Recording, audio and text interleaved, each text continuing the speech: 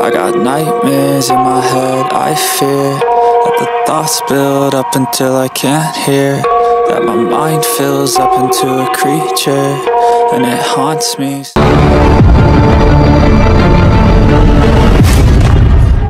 More drama.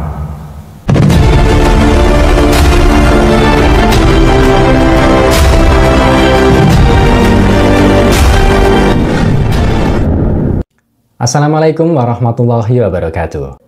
MotoGP Italia yang kembali diselenggarakan di sirkuit Misano, namun bertajuk Grand Prix Emilia-Romagna, baru saja selesai digelar dengan menyuguhkan beberapa drama yang terjadi.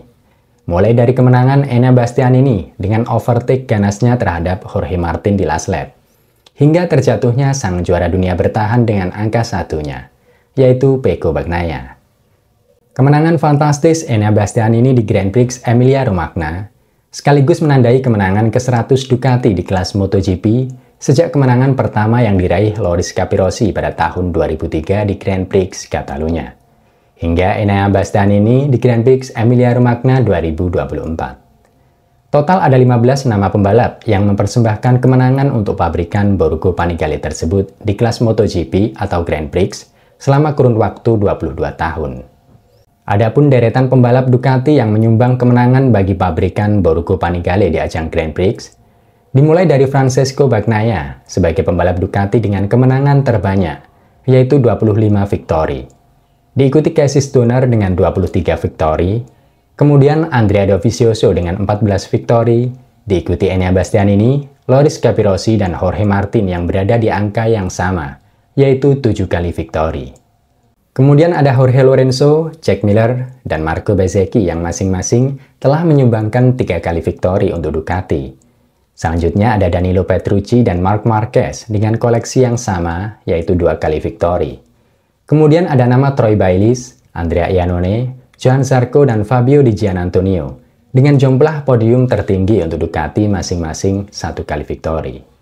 Selain kemenangan Ducati ke-100 di kelas Premier yang baru saja dicetak oleh kemenangan Enea Bastianini di Grand Prix Emilia-Romagna kemarin, Ducati telah menyegel juara dunia konstruktor atau juara dunia pabrikan untuk musim 2024 dengan koleksi 500 poin.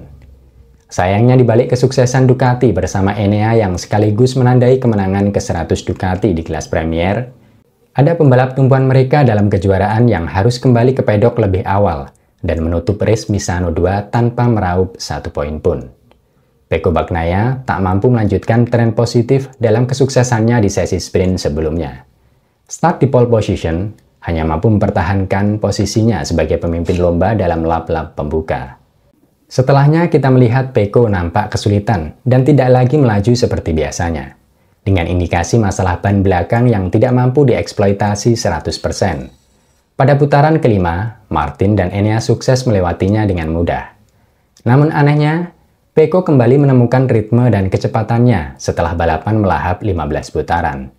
Bahkan kecepatan Pecco waktu itu sempat mencatatkan fastest lap 3 kali, dengan lap time di bawah 1 menit 31 detik. Yang membuatnya terus memangkas gap dari Enea dan Martin, sekaligus semakin menjauh dari Marquez di urutan keempat. Sayangnya petaka datang ketika balapan menyisakan 7 putaran, di mana Pecco kehilangan cengkeraman roda depan GP24-nya setelah dia melakukan pengereman keras sebelum masuk ke tikungan 8. Saya tidak tahu apa yang terjadi hari ini. Semuanya terasa aneh sejak pagi. Saya praktis mengendarai sepeda lurus. Saya condong 23 derajat dan biasanya saat kering, Anda tidak akan jatuh. Saya mengerem 18 meter lebih awal dari putaran tercepat saya dalam balapan. Dan saya jatuh seolah-olah saya menabrak lubang jalan, padahal tidak ada lubang di sana. Semuanya terasa aneh sejak awal. Ban belakang tidak berfungsi. Saya belum pernah mendengar pengendara mengeluh tentang ban belakang yang mulai berfungsi setelah melahap 15 putaran. Saat cuaca dingin, paling lama butuh 1 atau 2 putaran untuk berfungsi. Saya belum pernah mendengar hal seperti itu. Jarak poin kejuaraan yang sebelumnya sudah semakin dekat dengan Martin pasca sesi sprint, yaitu 5 poin, kini Pecco harus menelan kekecewaan dengan meninggalkan Misano dan menuju ke Mandalika dengan keunggulan Martin darinya menjadi 24 poin, dengan sisa 6 seri balap lagi di musim ini. Jelas, ini bukan situasi yang diinginkan Pecco dan Ducati sebelum mereka berlabuh ke Mandalika minggu depan.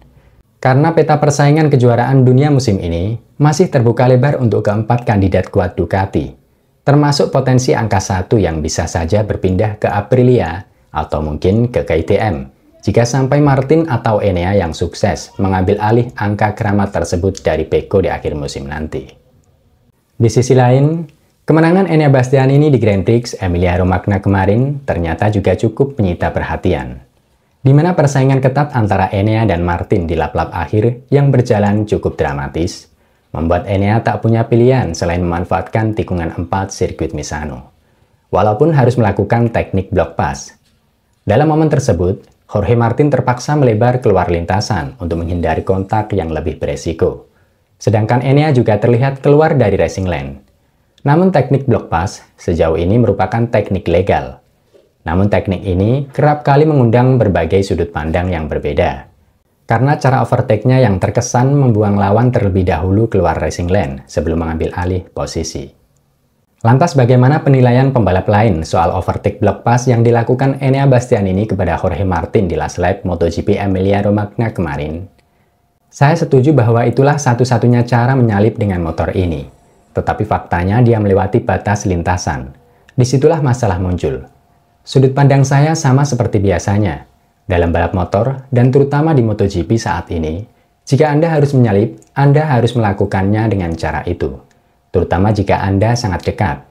Bastianini melakukan semuanya dengan sangat baik, sehingga dia menyentuh garis biru, yang berarti dia melewati batas lintasan dan keluar dari lintasan. Jika itu tidak terjadi, maka tidak akan terjadi apa-apa. Gerakan menyalipnya itu agresif, tetapi bersih. Enea menyalip saya dengan cara yang sama di Assen. Saya melebar dan saya tidak mengatakan apa-apa. Karena itu bagian dari balapan. Tetapi siapapun yang menyalip harus selalu berada di dalam lintasan. Tidak ada yang aneh atau berbeda dari apa yang Jorge lakukan terhadap saya dalam sprint di Qatar atau India. Bahkan dalam kasus tersebut, dia bahkan lebih agresif. Enea keluar untuk meminta maaf kepada Martin, dan garis biru tidak memberikan penalti. Saya melihatnya sebagai overtake normal, dan saya tidak mengatakan itu karena saya bias. Saya tahu tidak ada yang suka menerima itu, karena itu sudah terjadi pada saya dengan Martin. Jika Anda melakukan sesuatu, maka Anda juga harus bersedia menerimanya. Itu adalah lap terakhir balapan. Jorge agak melebar, dan Enea harus melepaskan rem karena alasan itu. Itu adalah konsekuensinya. Jika Martin terjatuh, maka Enea akan mendapatkan hukuman. Saya memahami kesulitan Enea, karena cukup sulit menyalip di lintasan ini. Tetapi jika Martin tidak mengangkat motornya, dia akan terjatuh. Saya mengharapkan agar aturannya jelas. Jika memang demikian, biarkan saja mereka terus seperti ini hingga akhir musim. Baru kita membicarakan solusi terbaiknya. Teknik block pass memang tidak jauh dari apa yang biasa dipakai Marquez dalam beberapa kali duel jarak dekat di lintasan balap. Namun bisa dikatakan hampir semua pembalap pernah melakukan teknik tersebut, kawan. Bahkan legenda MotoGP yaitu Valentino Rossi pernah memakai teknik tersebut. Dan salah satu momen yang paling dikenal adalah duel antara The Doctor versus CT Gibernau pada last lap di Last Corner Circuit Jerez pada tahun 2005 silam. Berikut hasil balapan MotoGP Emilia-Romagna 2024 dan hasil terupdate klasemen kejuaraan MotoGP 2024. Next race, MotoGP akan bertandang ke International Street Circuit Mandalika, Indonesia pada tanggal 27 hingga 29 September 2024 atau minggu depan, kawan. Jadi jangan sampai terlewatkan. Semoga informasi yang saya bagikan bermanfaat dan bisa menemani waktu santai kalian semua. Jangan lupa dukung selalu channel ini, kawan, dengan cara like, subscribe, share, dan komen. Serta tidak bosan selalu saya ingatkan, biasakan berdoa dan cek kondisi kendaraan Anda sebelum pemakaian. Akhir kata, wassalamualaikum warahmatullahi wabarakatuh. See you next time and thank you for watching my video. Ciao!